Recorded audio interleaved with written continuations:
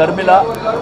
ఎందుకంటే నిన్న మొన్నటి నుంచి అసెంబ్లీ సమావేశాలు జరుగుతున్నప్పుడు అసెంబ్లీలో మా పార్టీకి సంబంధించినటువంటి నాయకులు ఈ ప్రభుత్వాన్ని నిలదీస్తున్నటువంటి సందర్భం, అన్ని అంశాలలో 6 గ్యారంటీల నుంచి మొదలుకొని అన్ని అంశాలలో ప్రతిరోజు మేము నిలదీస్తున్నటువంటి సందర్భాన్ని దృష్టిలో ఉంచుకొని అక్రమ కేసులు పెట్టి మా పార్టీ వర్కింగ్ ప్రెసిడెంట్ కేటీఆర్ గారు సిట్టింగ్ ఎమ్మెల్యే, సీనియర్ ఎమ్మెల్యే, దాని మీద చర్చ పెట్టాలని చెప్పి మేము ప్రధానమైనటువంటి డిమాండ్ పెట్టినాం.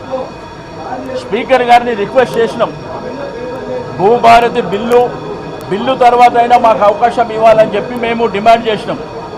కానీ అక్కడ శాసనసభ జరుగుతుంటే ఒకే ఒక మంత్రి గారు శాసనసభలో ఉన్నారు. ఆయన బిల్లు మీద చదువుకుంటూ పోతుంటే మేము స్పీకర్ గారిని ఆకర్షించడానికి మా అంశాన్ని, ఇది రాష్ట్రానికి ప్రధానమైనటువంటి, దేశానికి ప్రపంచానికి ప్రధానమైనటువంటి ఈ రేసింగ్ సబ్జెక్టుని మేము చర్చ పెట్టండి, అక్కడ జరిగినటువంటి అంశాలు ఏమున్నాయో మేము అక్కడ డిస్కస్ చేస్తాం అని చెప్పి మేము ప్రధానంగా వారిని ఆకర్షించడానికి ప్రయత్నం చేస్తుంటే కాంగ్రెస్ పార్టీ వైపు నుంచి దాడి చేయడమే కాకుండా పేపర్లు ఇసడము, చెప్పు తీయడము, బాటలు విసిరేయడము. మరి ఇటువంటి నేనేమంటున్నానంటే వాళ్ళు ఇన్ని విషయాలు అక్కడ మాట్లాడి దళిత స్పీకర్ వారిని మీరు కించపరిచే విధంగా మాట్లాడుతున్నారు. శాసనసభలో శాసనసభాపతి అంటే అందరికీ గౌరవమైనటువంటి వ్యక్తి, అనవసరంగా వారిని మరి దళిత స్పీకర్ అని, దళితుని అవమానించారని విధంగా మీరు మాట్లాడుతున్నారు. ఇక్కడికి వచ్చి చాలా పొరపాటు. అక్కడ జరిగిన సబ్జెక్ట్ ఒకటైతే మీరు మాట్లాడుతుంది రెండోది.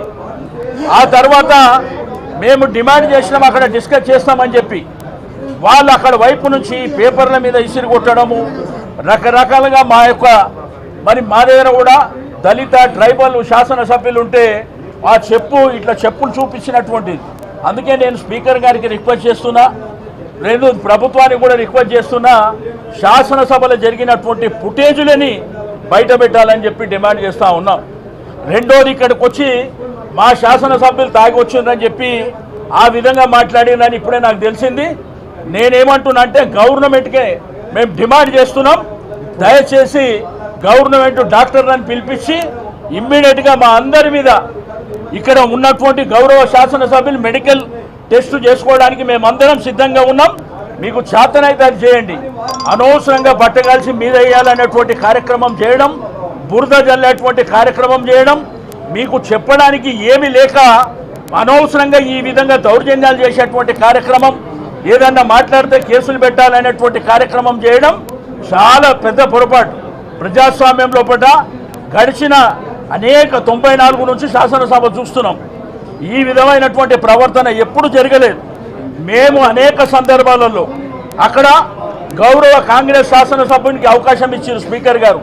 వారేం చెప్తారు, గవర్నర్ గారు డైరెక్షన్ ఇచ్చినాక, రెండోది ఏసీపీకి ఇచ్చిన తర్వాత మరి ఇక్కడ చర్చ పెట్టడానికి ఒక్కసారి ప్రొసీజర్స్ చదువుకోమని చెప్పండి.